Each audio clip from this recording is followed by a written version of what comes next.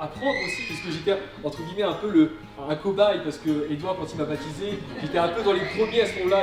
Ce qui était marrant, c'est que quand je lui demandais de baptiser, lui-même il allait partir faire une PTS en Hollande quelques temps après, et il commençait à sortir dans les rues tout seul, il voyait pas encore forcément des fruits, et d'un coup j'arrive et je lui dis est-ce que tu peux me baptiser? C'était comme si c'était un peu une personne de paix sur un plateau d'argent, quoi. Et donc à ce moment-là, Edouard a commencé à me transmettre son petit pas d'avance. Et donc il a testé un peu tout avec moi, donc il y a des choses qui ont marché, d'autres c'était pas forcément nécessaire.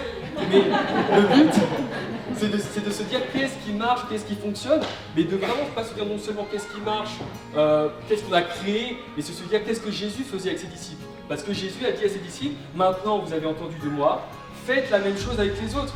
Et le but, c'est que les gens soient autonomes le plus rapidement possible pour qu'eux-mêmes fassent des disciples. On voit que très rapidement, il a tout de suite mis ses disciples dans le bain, très rapidement. Et on parlait de ce verset tout à l'heure, qui nous a beaucoup parlé dans les débuts avec Edouard et Johan, quand on faisait les groupes de découverte et les pick-up. C'est le verset « Et le nombre de disciples augmenta ce jour-là de 3000 ». C'est se dire que les gens, quand ils ont été baptisés, quand ils sont nés de nouveau, automatiquement ils sont devenus des disciples. Il n'y a pas une phase de transition, petit disciple, moyen chrétien, grand chrétien, petit chrétien. Automatiquement, on est tous au même niveau, on devient tous des disciples.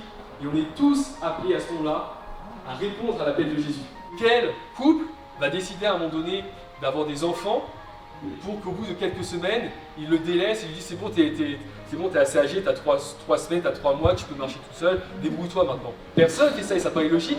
Pourtant, inconsciemment, et moi le premier, je pensais qu'il fallait baptiser les gens, il fallait qu'ils naissent de nouveau, et après, ils se débrouilleront là où ils sont. Mais en fait, c'était pas ça du tout. La tâche peut-être la plus importante après, c'est d'accompagner ces personnes dans leur premier pas. C'est comme des bébés, comment un bébé peut-il grandir tout seul? Il a besoin d'être formé dans ses premiers pas. Il a besoin d'un tuteur, il a besoin d'un exemple, comme Jésus était un exemple pour ses disciples. En fait, on a besoin d'être poussé. Et c'est bien aussi qu'à un moment donné, vous stimulez ces premières personnes tout de suite, très rapidement, ok, suis-moi, viens et suis-moi comme Jésus le faisait. Et au début, ok, peut-être que la personne ne sera pas forcément à l'aise, mais elle va observer. Et puis elle va voir qu'il se passe des choses, qu'il y a des guérisons, il y a des miracles. Et ça va la stimuler. Et là maintenant, ok, maintenant, tu crois que Jésus est réel, tu crois qu'il est vivant. Beaucoup de gens, des nouveau-nés, disent, mais je ne sais pas comment prier, je ne sais pas comment parler à Jésus.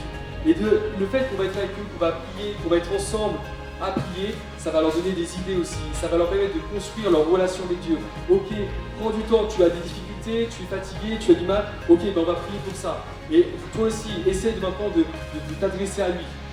Et ça, c'est super important d'avoir vraiment cette relation avec Dieu. Parce que la prière, on voit qu'il persévérait, on voit dans Acte 2, et il persévérait tous les jours, il se retrouvait quotidiennement, et il persévérait notamment dans la prière.